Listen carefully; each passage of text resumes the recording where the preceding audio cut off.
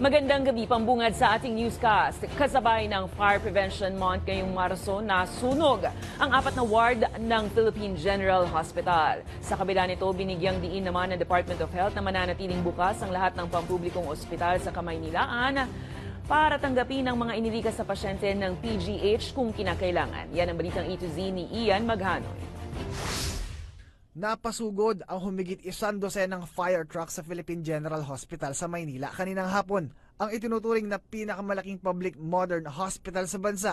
Ito ay matapos masunog ang 4 na ward na nagpalikas naman sa maraming pasyente. Ayon sa Manila Public Information Office, umabot ng hanggang ikalawang alarma ang sunog.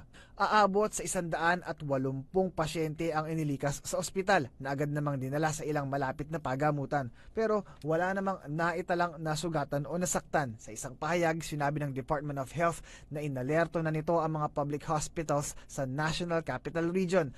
Handa naman daw ang lahat ng pagamutan na tumanggap ng mga pasyenteng inilikas. Sa kabila nito, nilinaw ng PGH na hindi ito nanghihingi ng anumang donasyon. Patuloy naman ang investigasyon ng otoridad sa naging sanhi ng sunog. Idineklara ng mga fire out na ang sunog kaninang alas 4:30 ng hapon. Sa tala ng Bureau of Fire Protection, tumaas ng 25% ang insidente ng sunog sa bansa sa unang 2 buwan ng taon.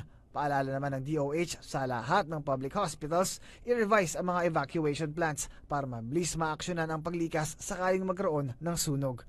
Para sa Balitang A to Z, Ian Maghanoy.